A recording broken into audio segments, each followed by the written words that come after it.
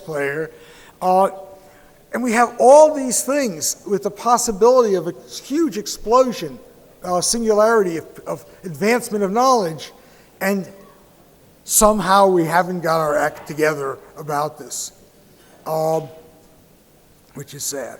I said I'd give you these figures, just to understand, and where India is falling short of China in the education numbers. But you look at the numbers for the U.S. and the other advanced countries, and in 2006, it's 27, almost 30%. I misspoke when I said 20%, 27%. And then you see the developing countries, and that's where there's been the enrollments massively. That's the majority of enrollments in the world. China has been an extraordinary leader. 1990, China had fewer university students than India. China now has surpassed India by a large number. The Chinese universities have obvious quality problems that they have to deal with. But India growth would be extraordinary if China wasn't there. It's still extraordinary expansion. So there's a great, it seems to me, opportunity to leapfrog through knowledge. The one thing what the international community can give to the emerging countries is knowledge. And it could be knowledge of economics, knowledge of physics, knowledge of mathematics, whatever it is, and that is there for everybody to take and use. These overseas students, I say there have been studies done of the knowledge flows, particularly actually of Indian students, the way ideas will flow from people in universities in the U.S. to places in India where you see the IT growing. You see a lot of that kind of flow. That clearly is the right kind of internationalization of things. I mentioned the quality of domestic things. And then there is an area where China is making the biggest effort right now.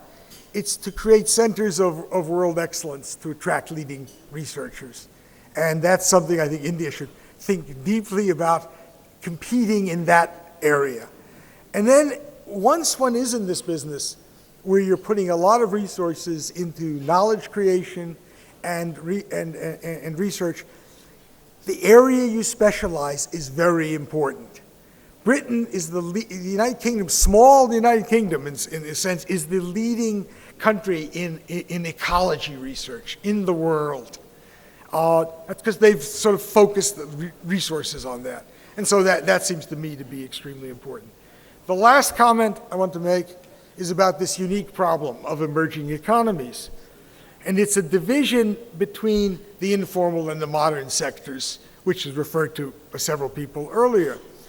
The informal sector is not going to go away. There is no path of development that I know that is going to lead it to go away. And so they're always going to be here, the informal people. And the example I use, it shocked me to find that the informal sector in Korea, which is the great growth, success over the last 50 years, is bigger today than it was 30 years ago. Because the manufacturing jobs disappear in Korea as they bring in the most modern technology, and then the people end up working in an area that here just caused big troubles and problems, and is an interesting, difficult issue. In Korea, the small mom and pop shops do the retail. And that's where the issue I say here of letting the multinationals come in and set up their way of operating versus the small shops.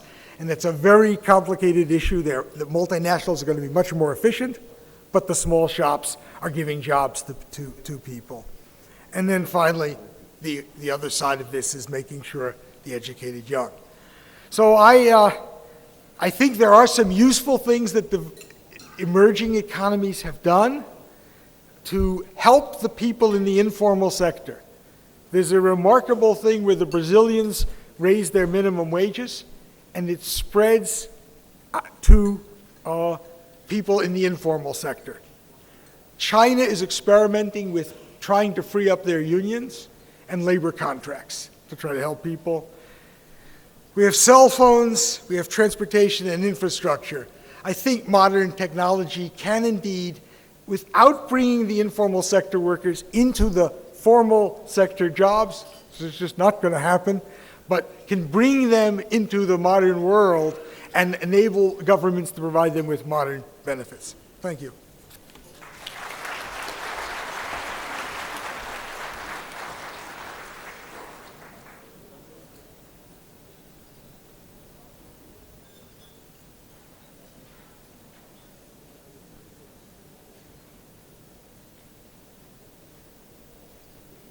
You know, I didn't know it was great in Korea.